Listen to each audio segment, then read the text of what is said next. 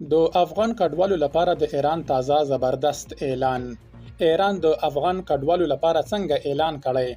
نوموړي هیواد افغانان ولې په دوو ډلو وویشل؟ کومو کډوالو ته اسناد ورکول کیږي او کوم شړل کیږي؟ آیا دغه هیواد به پر خپل خبره ودرېږي؟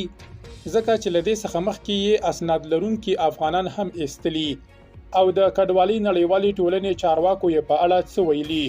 دې ټولو پوښتنو ته ایراني چارواکي ځوابونه ویلي. پتمنو لیدونکو ستړي مشئ.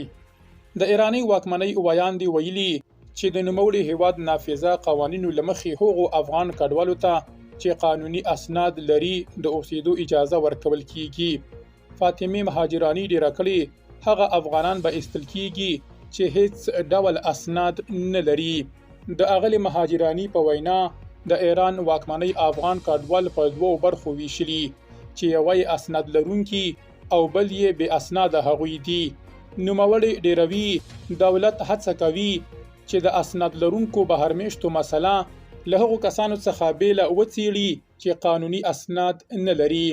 ایرانیو رسنیو د ویاندې له خولې لیکلي چې واکمني جدي هوډ لري ترڅو هغه افغانان چې قانوني اسناد نه لري له خپلې خاورې څخه وباسي. دا څرګندونې داسې مهال کیږي چې ګڼو افغانانو افغانستان انټرنیشنل ته په خپلو استول شوو ویډیوګانو کې یادونه کړې سره له دې چې ویزا او نور قانوني اسناد لري خو بیا هم د ایران د پولیسو له لوري نیول شوي او له یاد هیواده ایستل شوي دي. د کډوالۍ نړیوالې ټولنې مخکې خبر ورکړی و چې د روان زیږدیز کال د مې میاشتې په اوږدو کې 15,615 افغاني کورنۍ په زوره له ایران څخه افغانستان ته ستنې شوي دي. له دې ور اخوا له پاکستان هم د افغان کډوالو د ایستل کېدو بهیر خورا چټک شوی دی. درنو لیدونکو له مالتیا مو مننه.